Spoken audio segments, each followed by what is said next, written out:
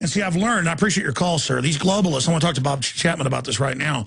They have these weird rules where they do it through committees. They all share responsibility, like, you know, like buying insurance or something, where no one really ever fully puts all the pieces together, where they can kind of deny, and, well, I funded somebody else that did it. You know, as people say, well, won't the New World Order kill you? Like Steve Pachinik, who's, you know, the guy that brings down major governments in the past. I mean, talk about a real spy master, you know, psych warfare guy. He'll tell you it's an inside job, but he'll say, Alex, don't worry about him killing you. You know, it's too much paperwork, because big guys up top don't like start to kill Americans, because that can then be used to blackmail them later. People like Bill Gates and all that just do it through, oh, here's what this corn does, and then it's got a back door, and then they can deny it later. What do you call that system the globalists engage in, where they kind of have overlapping fields of deniability, plausible deniability? What do you call it, Bob Chapman? You were in intelligence, you know, the biggest financial newsletter for decades out there. You've been around the world. You were fighting the New World Order 50 years ago. What do you agree with my statement? And what do you call that globalist mindset? Well, first of all, the globalist mindset is what it is. The Council on Foreign Relations, the Trilateral Commission, the Bilderbergers, etc. But as far as in the intelligence operations of different covers for different things, they've been doing that for many years. How regimes that are replaced or overthrown are dealt with is when you have a committee say, well, we didn't know that was going to be the result, and so we did it collectively. And the answer to that, very simply, is good. All of you line up against the wall. I mean, that's the way you solve it. But the deniability factor is always there. They've always got some kind of cover, some beard going on where they can do that. And those things were explained to me a long time ago. And it's one of the things that didn't fit with me, and that's why I didn't continue to work with them. I realized then how evil they were. But do you agree with me that they've gone megalomaniacal? They're insane. I mean, they've got a plan. It's always been that way, Alex. Believe me. They're just as crazy. I mean, look at all the operations, paperclip, things like that. Normal people don't do those kind of things. Taking some of the wickedest people in the world and involving them in your counterintelligence operations and your government. You're taking advice from them, and then you arrange for them to live happily ever after. And then you hire the former head of the Stasi to set up Homeland Security. That's right. And he was the first one that should have got hung. He's responsible for the death of thousands of people. 70% of the people in Eastern Germany were spying on each other. I know. I used to spy on them. Well, people better just start however they can, whether it's quietly or openly, better start resisting this system, because if it comes in, boy, I tell you, can you feel it, though, Bob? Not just intellectually, but can you feel like the tremors? I feel the tremors more with the military, which is so positive, than in any other area. 70% of the people in the military are for Ron Paul. I mean, doesn't that tell you where they're coming from? Doesn't that scare the New World Order? Oh, and they can't tell them, go over there and pick all those people up and put them in a truck and take them to that camp over there. They're not going to do it. It's an illegal order. And then you're faced with, as the military, and I'm not talking about... Stay there. Gotta go to break, Bob. Tell us on the other side. We'll get into the economy, phone calls, and more. Stay with us. I need to get more into the news here with Bob Chapman. He was making a point about the military as we went to break. Terror suspect arrested near U.S. Capitol.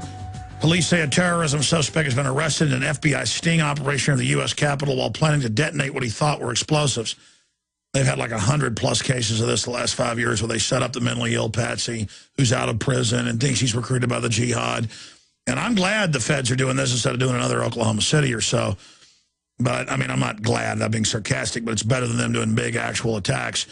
U.S. Capitol Police say their offices and FBI offices officials arrested the man Friday in a sting operation. This is all on the heels of hearing that Iran is going to attack the U.S., so we need to go ahead and attack them. And you've got Clapper, the head of the national security, the head advisor, saying we need a provocation, and all the troops massing. This is really creepy. But finish what you were saying, Bob Chapman. Well, I think in the final analysis, once given illegal orders, what's going to happen is that the military is finally going to say, no, we're not going to do that. And then that's time for a coup. And that's the way I think it's going to come about. Because people have just found out with the Republican primaries that there are no elections. They are what they want them to be. They're all rigged. I mean, so outrageously that a 10-year-old can identify the rigging. It's incredible. And so if we can't get Ron Paul in legally, I think that's what's going to happen. Well, undoubtedly, we're entering one of those phases like right before World War I or World War II. I mean, there's no doubt all of this recession, depression, all these little wars, they're not little if you're in them, but they're little overall historically. It's all hurtling towards massive collision. And the Pakistanis with their 100 nukes are lining up with the Russians and the Chinese. The Russians are threatening. The Chinese are threatening military action. The West is putting al-Qaeda forces into Syria, so the Pentagon got caught. So now they're saying, yes, we want to warn al-Qaeda is infiltrating the opposition in Syria, thus they can have their cake and eat it too. I just think the globalists are hiding in too plain a view of people that are actually thinking out there. Sure, the average dumbed-down citizen can't find their feet, can't find their hands in broad daylight, but those people don't count. They're going to suck their thumbs regardless. The thinkers now finally understand that we've got terrorists running the government. And that we're now in serious trouble, and they're identifying that finally. You know, long ago on this program, you said they're fearful, the enemy. And the reason is that we're breathing down their collars. And we talked about Brzezinski at that program. By the way, he just came out with a new book. He just came out with a new book and said one of the big things facing the elite is the worldwide awakening to them. They're in serious trouble. And we're going to make it much worse for them. Well, that's the issue, is we need to understand, folks, it's all a confidence game with these people. The fact that 70+% of the military donates to Ron Paul and not the other people, despite all the tactics they've used, that means when the globalists pull a false flag in the future or other things, it's not going to have as good an effect to get everybody in line as it did before. And then the next time, it's not going to work at all. They're running out of bullets. They're running out of propaganda. They're running out of credibility. People don't believe anything they say anymore. But they still are going ahead like they're in control, Bob. And, you know, people in special operations are questioning the orders now. You know, you remember you heard the commentary from Jesse Ventura, the things he used to say to his fellow SEALs, look, this is wrong, blah, blah, blah. And so what happened? They're starting up again. Whole units are discussing the problem. I mean, you know, we're supposed to defend America, but how are we defending America guarding poppy fields? Well, the SEALs now know that they were put on that helicopter to get rid of the rest of SEAL Team 6 and blew it up.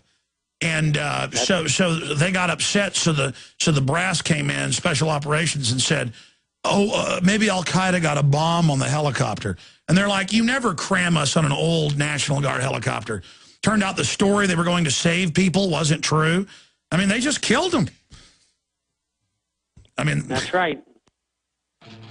And this is the kind of people you're dealing with. And the people in the military need intelligence from us probably more than anybody else. And that's why I've been doing the Marine Disquisition for 8 years. And I'll tell you, I love doing it. I'm a veteran, and I'm giving a little bit back. Well, it's all, yeah, they've been run out of the United States. We'll be right back with phone calls and more news. Grave digger. When you dig my grave. When you dig my grave. Will you make it shallow? So I can feel the rain.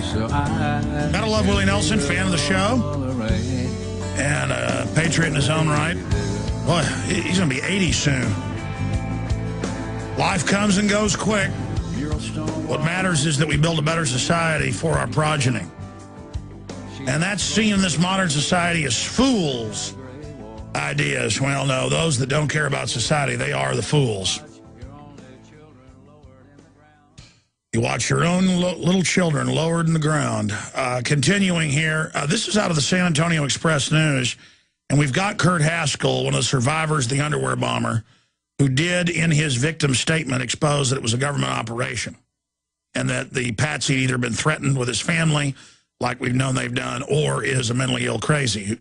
He confirmed the government got him on the plane. They had to admit that on C-SPAN and congressional testimony. Again, a month and a half after we had him on. That's big news. The Detroit papers carried it, AP carried it, but it never made a big national story. It was there. Undersecretary of State said, yes, we were ordered to get him on the plane and give him a visa and all this stuff by an unnamed U.S. agency. And just like they cooked the bomb, trained the driver, gave him the detonators in the first World Trade Center attack, and both men were on welfare. One was retarded. The other was mildly retarded. One had like a 80 IQ, the other like a 72.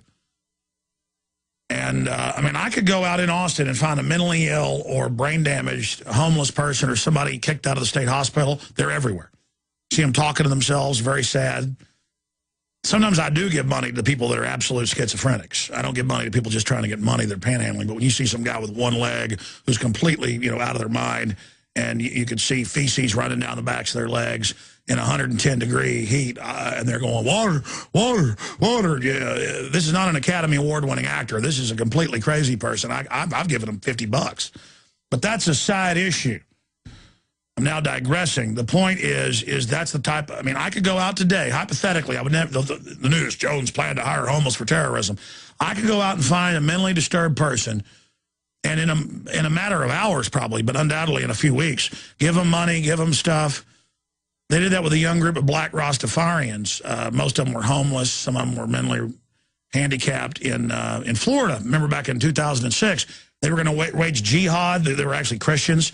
And it took the FBI a year, giving them a big house, money, hundreds of thousands of dollars. Said, we want you to dress in camo. Want you to say you're a jihadist. Here's another 10 grand. And they said, well, give us more pot. And then they busted them all and sent them all away. Just get them to say, yeah, I'm going to blow up the Capitol. Yeah, I'm going to create the simulation of the terror threat to take your rights. But it's a lot better than what they did on 9/11 or Oklahoma City. So, I mean, sending patsies to jail is bad, but I want to thank the feds, of course, I'm being sarcastic, for not doing the big events. They're not doing the big events because they know we're watching. They're going with the patsy event. But we brought this up to Kurt Haskell, and we'll get into talk about it when he's on with us Sunday. I'll be live on the Sunday show, 4 to 6. And by the way, we're selling out. It looks like it's going to sell out up in Dallas at the Lakewood. Get tickets at Infowars.com/events. There's a link to the Lakewood Theater subpage where you can buy the tickets. Jim Mars is going to be there. I'm going to speak. Premiere a film. I'll tell you the name when we get there. They're spitting it out and finishing it right now. I've got to approve it right after the show. We've been working on it for a few weeks. Special, like 40-minute film. And I don't do a lot of events. And Orlando's definitely going to sell out. It's like 80% sold, and it's a week plus away next Sunday, the 26th. So if you want to come out, please do that. But Infowars.com/events. If you want to go there and get those tickets. And I think they're going to hold like 5% of the tickets back for at the door. But, officially say it's sold out with 95% of the tickets sold. But we brought this up to Haskell, and we'll talk to him about it Sunday. And he said, no, I don't think I'll sue the government. He still may, because it's just all going to be collapsed. There won't even be courts pretty much then. And I said, well, and Rob Dew's like, why? Because I sent Rob Dew up there to interview him just 2 days ago. He was in Michigan ahead of this ruling. And he said, well, read this San Antonio Express News article. So we've got it. And it says the two serve as co-chairs of the National Commission on Fiscal Responsibility and Reform, an 18-member bipartisan group created last year by President Obama. The commission has warned that if the U.S. doesn't do something about its deficit spending, it will become a second-rate power. Well, but the banks want us to be in debt, so they're going to bankrupt the country. Simpson said the U.S. owes $15 trillion, to the bankers, almost 7 times the deficit in Italy, which currently is the crisis because it owes $2.6 trillion, which is banker fraud. And then it goes on to say, Simpson said the commission members differed on when they thought the tipping point might come, but no one thought it would be more than 2 years away. And this is from December 14th, 2011. Statement, and what do you call that globalist mindset? Well, first of all, the globalist mindset is what it is. The Council on Foreign Relations, the Trilateral Commission, the Bilderbergers, etc. But as far as in the intelligence operations of different covers for different things, You know, the guy that brings down major governments in the past. I mean, talk about a real spy master, you know, psych warfare guy. He'll tell you it's an inside job, but he'll say, Alex, don't worry about him killing you. You know, it's too much paperwork because big guys up top don't like start to kill Americans because that can then be used to blackmail them later. People like Bill Gates and all that just do it through, oh, here's what this... And see, I've learned, I appreciate your call, sir. These globalists, I want to talk to Bob Chapman about this right now. They have these weird rules where they do it through committees. They all share responsibility, like, you know, like buying insurance or something, where no one really ever fully puts all the pieces together, where they can kind of deny, and, well, I funded somebody else that did it. You know, as people say, well, won't the New World Order kill you? Like Steve Pachinik, whose Corn does, and then it's got a back door, and then they can deny it later. What do you call that system the globalists engage in, where they kind of have overlapping fields of deniability, plausible deniability? What do you call it, Bob Chapman? You were in intelligence, you know, the biggest financial newsletter for decades out there. You've been around the world. You were fighting the New World Order 50 years ago. What do you agree with my...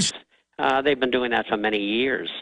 How regimes that are replaced or overthrown are dealt with is when you have a committee say, well, we didn't know that was going to be the result, and so we did it collectively. And the answer to that, very simply, is